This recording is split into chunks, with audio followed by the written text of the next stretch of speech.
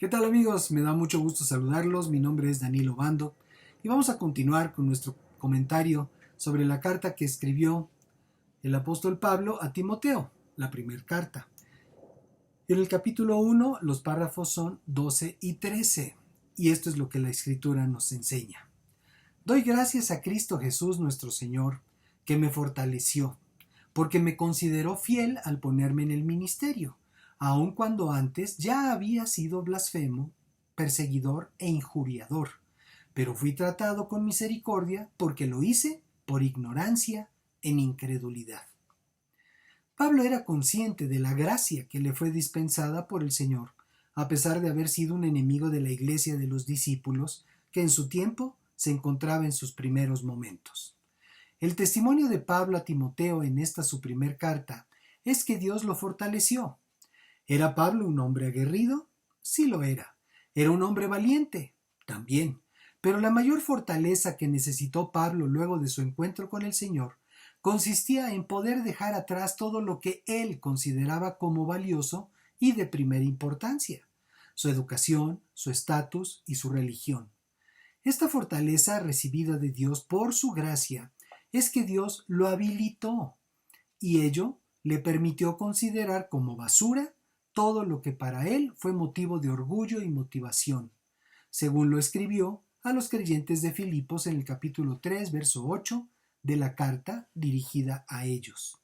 ¿Acaso nosotros hemos recibido la misma fortaleza y hemos seguido sus pasos? ¿O seguimos acariciando y aferrados a aquello que logramos y tuvimos por valioso antes de conocer a Cristo? Esta fortaleza dada a Pablo le permitió ser considerado fiel para ser ministro del Evangelio de Cristo. Y esta es la clave, que Pablo no se aferró a todo lo que era, sino que lo dejó ante la oportunidad de seguir y servir al Señor. Así nosotros, si queremos ser considerados fieles para el servicio del Evangelio, debemos aprovechar que Dios nos ha habilitado de igual manera, porque Dios no hace acepción de personas, y lo que le dio a Pablo nos lo ha dado a cada uno de nosotros en Cristo. Y recordemos, es Dios quien nos pone o no en el ministerio, no nosotros a nosotros mismos. Y aquí describe Pablo su condición anterior a su encuentro con el Señor. Antes yo había sido blasfemo, perseguidor e injuriador. ¿Qué es ser blasfemo? La blasfemia la entendemos como una ofensa grave contra Dios, pero además significa escandaloso, calumniador contra sus semejantes e impío en cuanto a Dios.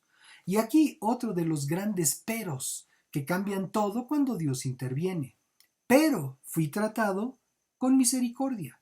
De no ser por la misericordia de Dios, este mundo ya hubiese sido fulminado. Son tantos los motivos que le hemos dado para hacerlo, que solo se puede explicar que no lo haya hecho aún, entendiendo su misericordia y su gran amor. Aún los discípulos de Jesús querían hacer caer fuego del cielo contra las ciudades que no les recibían, según vemos en la versión del Evangelio escrita por Lucas, en el capítulo 9, verso 54. Al ver esto, sus discípulos Jacobo y Juan dijeron: Señor, ¿quieres que mandemos que caiga fuego del cielo, como hizo Elías, para que los destruya? Pero Jesús, en lugar de celebrar o atender la sugerencia, los reprendió por proponerlo, diciéndoles que en esa intención el espíritu que los guiaba no era el suyo. En el caso de Pablo, la misericordia recibida por él fue, según lo aclara, porque lo hice por ignorancia en incredulidad.